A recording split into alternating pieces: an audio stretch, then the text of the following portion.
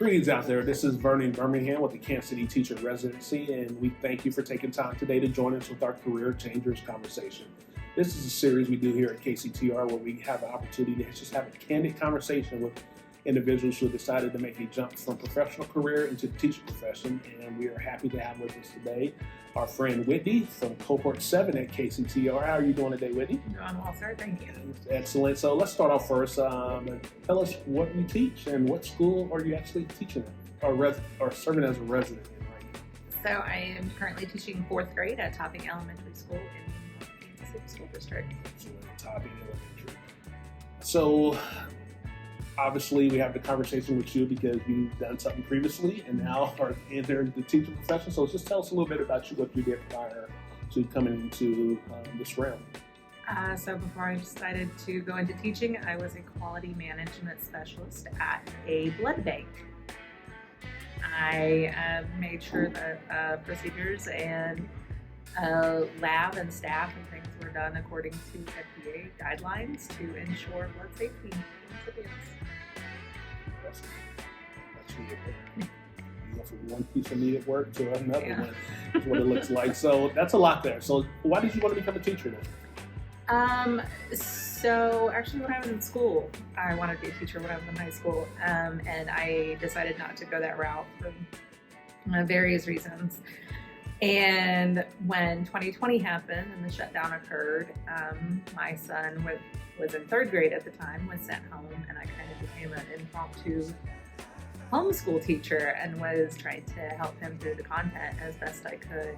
And I started an online tutoring group for some of the kids that were in his class, and was reminded how much I just really wanted to do that. And so that's kind of what lit that fire again. That was pretty cool. So during the pandemic, everyone, not everyone, a lot of people became impromptu teachers. The only difference was I was looking at some of this work and trying to figure out how in the world I'm supposed to help kids do some of this stuff today. So after you went through that pandemic year and you spent some time doing the online tutoring group and helping your son, what was your process you went through to kind of make this jump into this field? So I was talking to my husband and kind of told him where my head was at with that, and my husband was very supportive and he was fine with it. He's like, I just don't want to lose the house. So I started looking up schools and researching my options because I did already have a bachelor's degree, and I didn't know if I would have to just earn another bachelor's degree or what that would look like. And I knew that there are more opportunities if you have like a master's degree or more advanced education. And I just literally got on the internet and looking up stuff as best I could to find what was available. That's kind of how that process started. How did you find KCTR through that process? Through that process, I found KCTR through internet search. and that's fine. And the thing that you said I think is important because a lot of individuals who are thinking about making a change go through a similar process where one of those things are, I need to go back to school for 4 years to get a bachelor's degree all over again, which means more money and more time. And through that process, a lot of individuals find models out there that works for them, such as the Kansas City Teacher Residency. So when you actually kind of went through the process and you decided, like, this is what I want to do, KCTR might be a good fit for me and my situation, do you have any reservations or hesitations or fears at all before you say, you know what, let's do this? Oh, sure. Yeah. The biggest reservation that I had or concern that I had was knowing that when I enter any program that I entered into any program that I started to go into so that I could start the process to become a teacher was going to mean quitting my job, which meant a loss of income. I'm really fortunate that I do have my husband, and my husband does work, so we at least have his income. A lot of people don't have that, but that was a huge consideration, and that's actually one of the reasons I didn't start the process sooner. Was we were like, well, we need to make sure that this is paid off and this is taken care of and all of these things are done. So it actually took me about 3 years from the time I initially found KCTR to apply for the program. because the financial aspect of it was huge, and I knew that there were various programs and things that would help with that, and KCTR has things in place to help with that, but it was still a really big consideration. It was a huge reservation. That's interesting, and that's first, at least for me, and all the conversations I have, not even career changes, but even just general conversations with individuals who are interviewing and going to the application stage. That's one of the few times I've heard someone say, I was going to do this for a few years, but I had to get my house in order, basically. And that's very interesting. I'm happy to hear that, because other individuals might be going through the same process right now. It's like, I can't do it now, but let me start doing the things I need to, maybe in a year or two, be able to finally make this plunge. So now that you're in it, how's it going so far for you?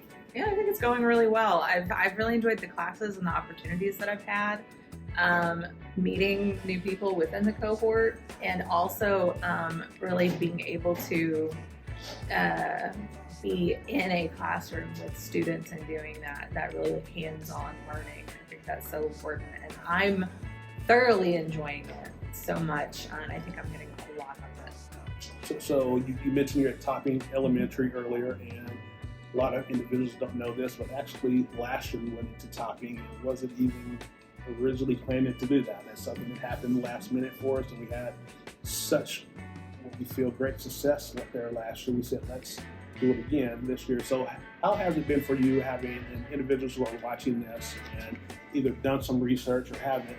The whole residency model, one of the key components is having mentors in your classroom with you when you're there 4 days a week. How's the mentor teaching process going for you? So I'm really enjoying the mentor teaching process. I count myself very, very fortunate. I have an amazing mentor teacher who just has a ton to offer and is just open to me being there and me teaching. From day one, it was our classroom, it wasn't her classroom.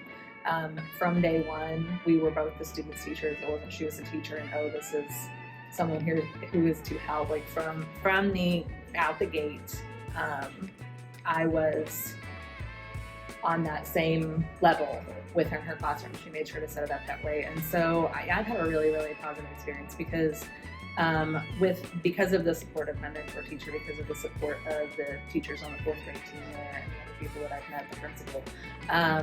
It's been, I feel like I've just been welcomed in kind of to the fold of the family that is there. And all of the students who I come into contact with within not just my classroom, but around the school, there's just a lot of positive relationship building there. And I'm really enjoying it. It's great. It's awesome to hear. So let me ask you this. You touched on it very early on with what you did previously. So I guess my question I'm going to ask you is how the skills, attributes, things from your previous career, has any of that helped you in the classroom or as you enter the teaching profession? Is there anything that you would say definitely there's this that because we also want to show how things that you maybe done previously in your other careers might be able to help you as you enter this new profession where you have new skills and things that you need to learn. Absolutely. So I actually immediately thought of, there is something that has directly been transferable, and that is, at my previous job, a huge portion of that was feedback to employees, feedback to collection sites, mobile sites, the laboratories, various things like that, giving them feedback. It's going to help them grow and do better and to know what they're doing well, and then to give them pushes to get better. And that's been a huge part of this program.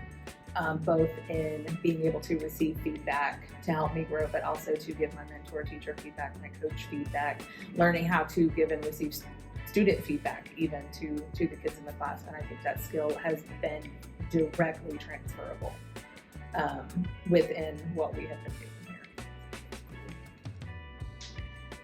That's really cool when you really think about it. So let's end with this then. As we're out there talking to individuals who think about changing their career, what piece of advice would you give to someone who's thinking about making a jump from whatever it is they're doing into the teaching profession? I think it's important to understand that it's not for the faint of heart. It's not easy, Right. and it's a lot. There's a lot of things that it's going to do that you may not anticipate. and that I think if it's something you really want to do, you should just lean into it. And I personally understand needing to get your home and your life and certain things in order, and I would always encourage people to do that because it's going to reduce the stress in the long run, even if it takes a little bit longer to get there. But if it's what you really want to do, just lean into it and make it happen. That's good. That is good.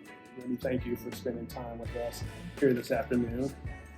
And thank you all for taking the time to watch our series, Career Changers Conversations. We tried to do this. We try to get a few different faces, so be sure to watch every one of them that we have to offer, and hopefully you'll be able to take something from each and every one of those. So thank you for taking time today to tune in. And my name is Vernon Birmingham, and I am signing off.